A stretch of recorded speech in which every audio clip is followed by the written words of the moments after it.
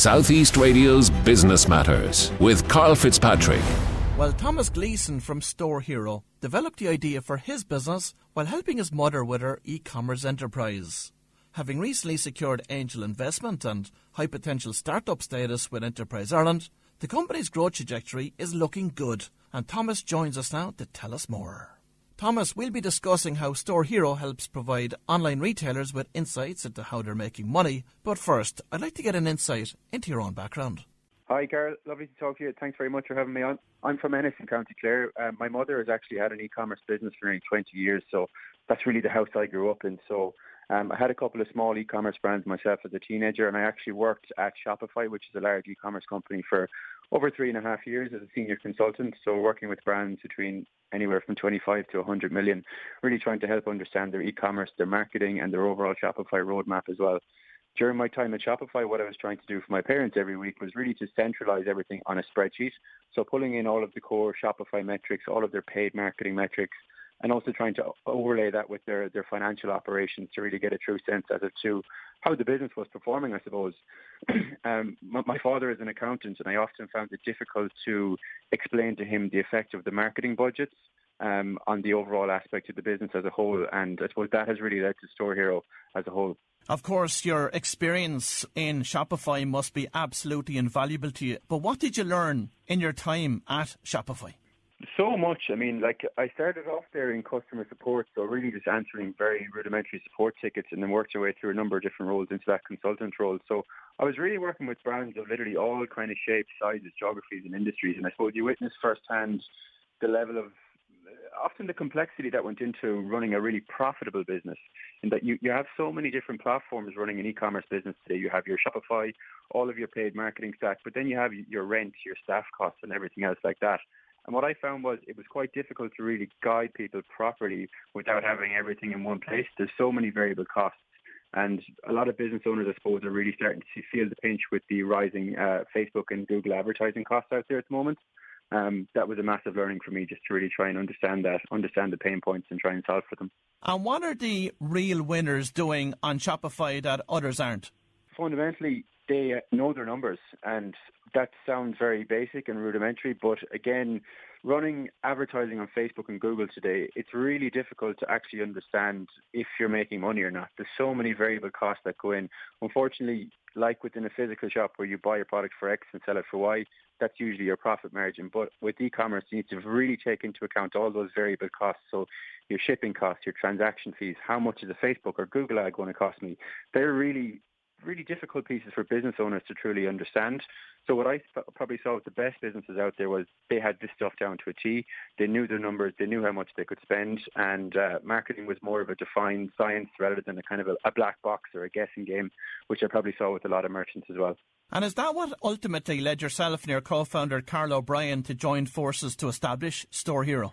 Yeah, very much so. I mean, I was working on StoreHero as a basic kind of spreadsheet, I suppose, for probably 3 years for my parents every week. And then I was doing a degree in Griffith College in the evenings and actually did it as my final year project as my thesis. Very randomly around the same time. I knew Karl for quite a while, and we had a chat one day, and Karl had actually already started work on a project like StoreHero. So I suppose we joined forces last November, I think it was, just after I left Shopify, and we've both gone full-time on the business, and yeah, really, really happy to date. But Karl's previous background, I suppose, was a digital marketing agency. So we've kind of come at it from two angles, my side from the business and the Shopify side of things, but Karl has definitely seen this challenge running an e-commerce and digital marketing agency over the years as well. So Thomas, talk to us about the service offering which online retailers can avail of through StoreHero. Yeah, so essentially what we're trying to do is to centralize everything. So you plug in not just your e-commerce platform, but all of your paid marketing channels, your Google Analytics, your Google Search Console, your email marketing. Then you can actually also plug in, I suppose, your fixed operational expenses, all of your shipping costs. And I suppose, why does that matter?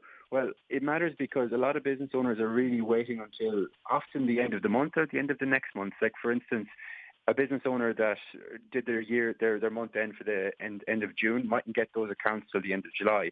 So therefore, they're really making, I suppose, decisions based on old data. So what StoreHero does is give you a real-time dashboard of your P&L, your order level profitability. So you can really start making better decisions as to how to grow your business profitably. A lot of business owners, I suppose, are really relying on spreadsheets to collate all this kind of stuff.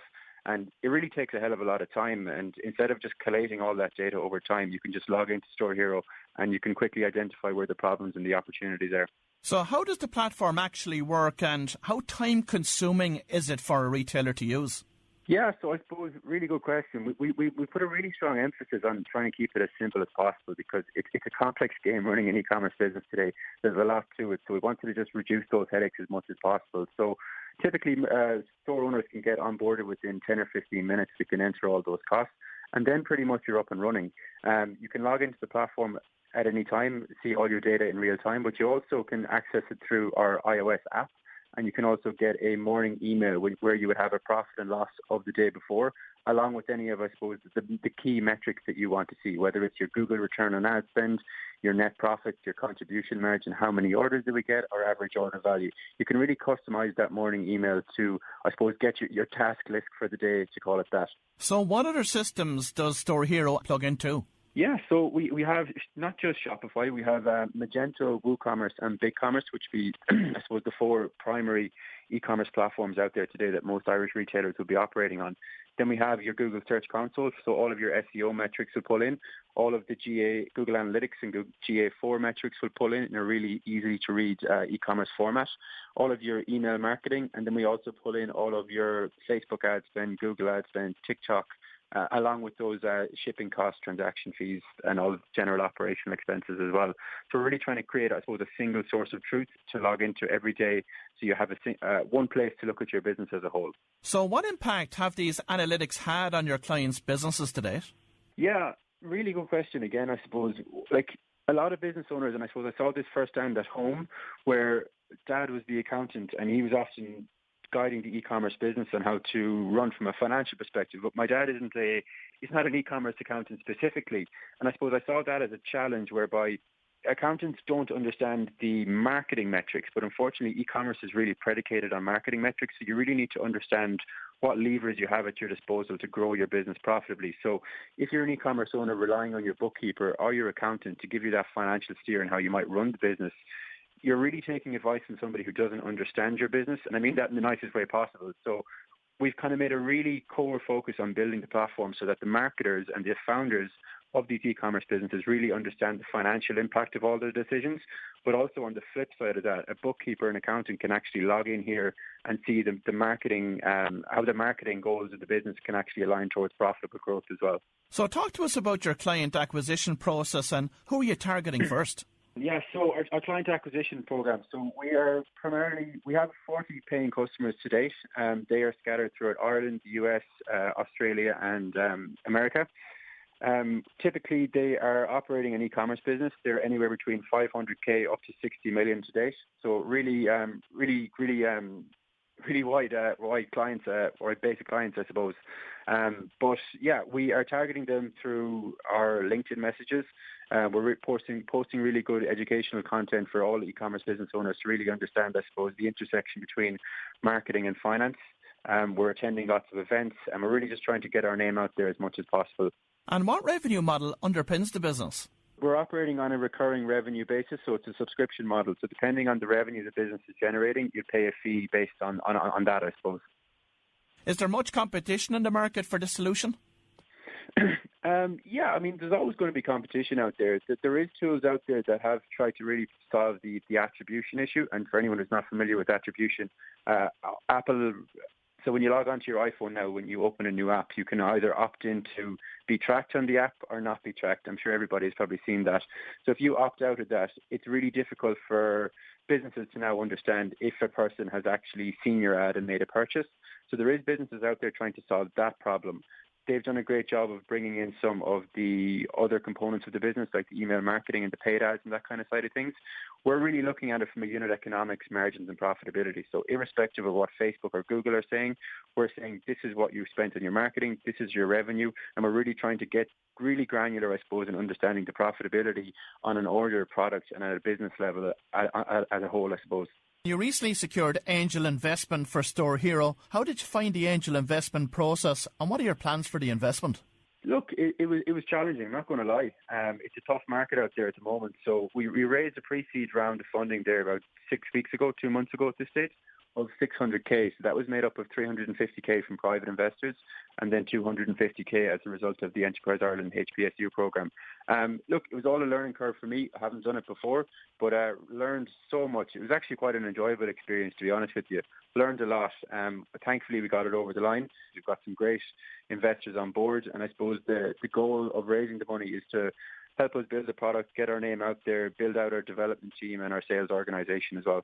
And what lessons did you learn from that investment process? A lot. Trying to understand all of how these valuations come about, how to actually value your business, how to just make sure you're not giving too much away, who to ask for, how to ask for, what to present, what not to present. It was a long process, but really happy that we got there. And as I said, the caliber on the cap table is really, really strong. So we're really confident that we've got the right people on board. StoreHero was also approved as an Enterprise Ireland High Potential Startup client recently. Congratulations on that. How important will that be for your journey ahead? Really, really important. I mean, it was such great validation for us as a young company to be approved onto the Enterprise Ireland High Potential Startup Programme. It was a great process. We learned a lot. It made us figure out some hard questions that maybe we hadn't fully dialed in ourselves. But it worked out really well. We got the full grant off them. They've come on board. They've given us really, really good help, and really looking forward to working with them in much more of a deeper capacity, particularly as we look to expand our sales organisation outside of Ireland and the UK as well. So what are your future growth plans for the business? Yeah, so we're looking to really grow this in the States. The e-commerce market in the States, particularly North America, the USA and Canada, the e-commerce market there is enormous.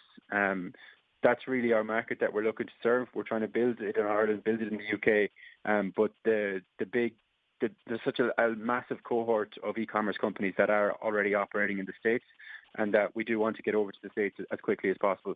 And is there any opportunity here for you in StoreHero to partner with Shopify in any way to make that acquisition process any easier? Potentially. We've actually just announced that we have an advisor coming on board with us who was the former director of partnerships at Shopify. He left there last year, but he built the agency program from the ground up at Shopify as well. So we feel like we have the right people on board in terms of our investors and in terms of our strategic advisors. So that's absolutely an acquisition channel down the line that we will be evaluating. But let's see how we go. And of course, artificial intelligence assistants like Bard and ChatGPT have the potential to turn the online marketing business on its head. So what impact is that going to have on retailers and also maybe even on your own business? Yeah, great question. I mean, ChatGPT and Bard, both phenomenal, amazing tools. AI is in e-commerce quite a while, and what do I mean by that? Facebook and Google are using AI algorithms to run the Facebook and Google ads for a lot of people now. A lot of people mightn't be aware of that, but it is going on for quite some time in that capacity. We see StoreHero as a potential really good benefactor down the line to integrate these AI tools. Why? Well, I think so because we're going to have such a strong proprietary data set in that we are centralizing all of your e-commerce, your marketing and your finance data in one place. So if we can plug in an AI tool into that and actually crunch those numbers and give you the insights and analytics, and not only that, but the action points that you need to take to grow your business profitably, I think we're going to be in actually such a really good place. We've actually started work on an AI tool internally at the moment as well. So stay tuned for what's coming in the next couple of months. Well, if you've just tuned in, that was Thomas Gleeson from StoreHero, and I'd like to thank Thomas for joining us on this morning's show. Southeast Radio's Business Matters with Karl Fitzpatrick.